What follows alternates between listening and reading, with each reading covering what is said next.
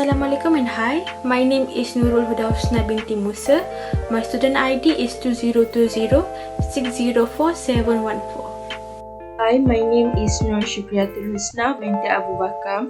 My student ID is 2020458088. Assalamualaikum. My name is Nur Syamimi Akila binti Zulkifli.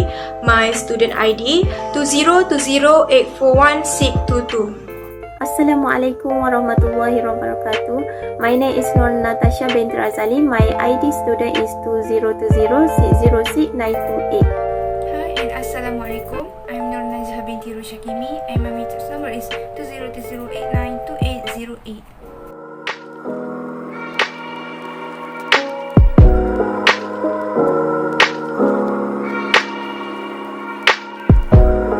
Definition of democracy. The democracy words come from two Greek words, which were demos and kratos. The demos words means the people, while the kratos words means the governors. Generally, democracy is a system of government where the government was chosen by the people.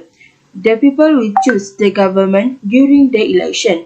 For example, in Malaysia, the general election will be held once in 5 years. During the election, the citizens will vote for the candidate that they want to be their elected representative. According to Abraham Lincoln, democracy is a system of government by the people, to the people, and for the people.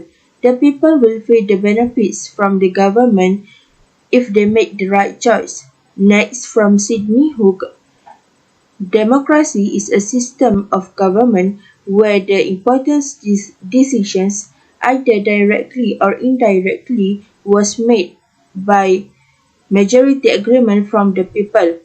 The minority need to follow all decisions that has been made by the majority. Lastly, from HASSAN, similarly with Abraham Lincoln, democracy is by the people and for the people. The people will feel the benefits based on what they choose. The democratic system have existed in Malaysia and is not died. First of all, why do I say that democracy live in Malaysia? Because it refers to the situation in Malaysia, which is they practices a parliamentary democracy system in government to this day.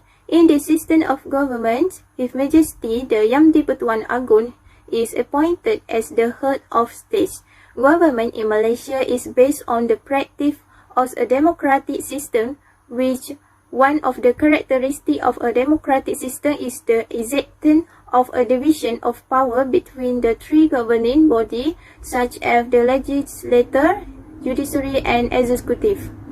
According to the Malaysian Constitution, each state have delegated some of its power to the central government, including finance, defense, education, foreign affairs, and another.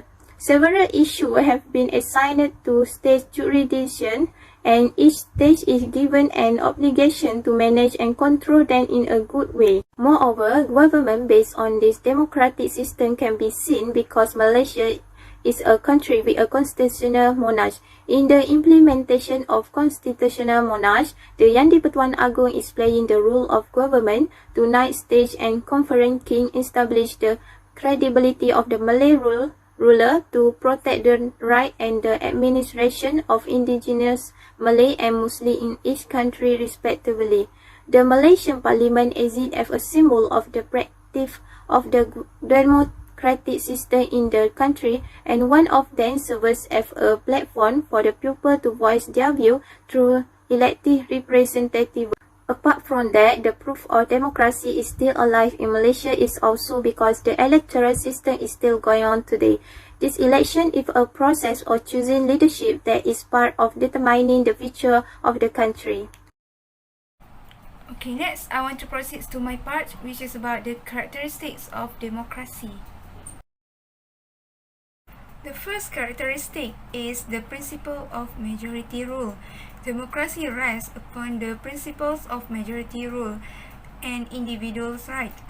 democracy guard against all powerful central governments and decentralized government to regional and local levels, understanding that all levels of government must be as accessible and responsive to people as possible.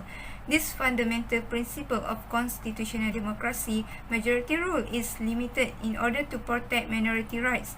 This because if it were unchecked, it probably would be used to oppress persons who hold unpopular views. The second characteristic is regular, free and fair election.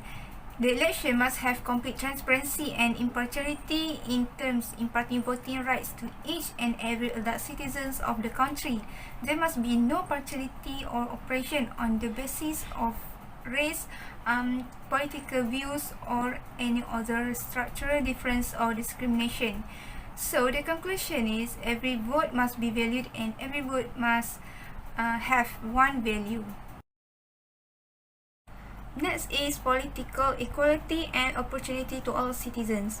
Each adult citizen have equality and opportunity to involve in politics. Participation and politics rights form part of the right to self-determination, the right of people to freely determine their political status, and to enjoy the right to choose the form of their constitution or government. And the last characteristic is the right to vote. The will of the people is the basis of the government's power. Thus, citizens have the right to vote their representatives. To ensure that they make the right choice, the citizens are entitled to obtain information, including the right to hear the manifesto of all parties and the pledge of candidates. Lack of democracy. The first lack of democracy is a slow process in determining the outcome of these decisions. Why the discussion became slow is because have to go through a lot of discussion process in the parliament. This is where this problem needs to be discussed with all cabinet members first until a majority agreement is reached in the next parliament so that the policy to be done can be approved by the Yang di-Pertuan Agong. For example, issues has slow process to solve in Malaysia is about related to the minimum wage. This is because these issues is still unresolved even though it has been proposed in the parliament, and until now they still can't find a solution, the best solution to solve these issues. Second lack of democracy is can elect anyone to be a government candidate or elected representative. In this reason has an advantage and disadvantage effect, but the disadvantage here is that the pupil can make a mistake in choosing because anyone can be nominated even if they are basically not eligible. The selection of a candidate to be an elected representative must have a good requirement to be interested to perform the duties, but if an unqualified elected representative is elected, this may affect in terms of the responsibility in holding the trust given by the pupil. For example, in Malaysia, issues related to the current behaviour of elected representative. This is because there are things like issuing bad words to other cabinet members in the parliament.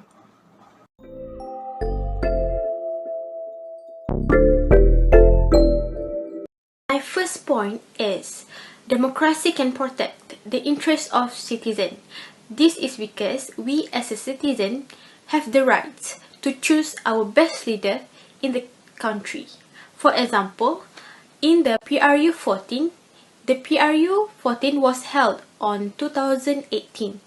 This is for we to choose the best leader in Malaysia. Second point is democracy can reduce issues with exploitation. This is because democracy can prevent abuse of power, especially among the upper class. Our former Prime Minister Muhammad Najib bin Abdul Razak has been found guilty for all 7 charges in the scandal of 1AMDB. This can lead into a serious protest in Malaysia between the citizen and the government. So the last point that I'm going to say here is democracy can make our economy grow faster. This is because the democratic system that allows the general populace to pursue any outcome that they choose. For example, our country, Malaysia, has succeeded to become the 6th largest economy in the Southeast Asia.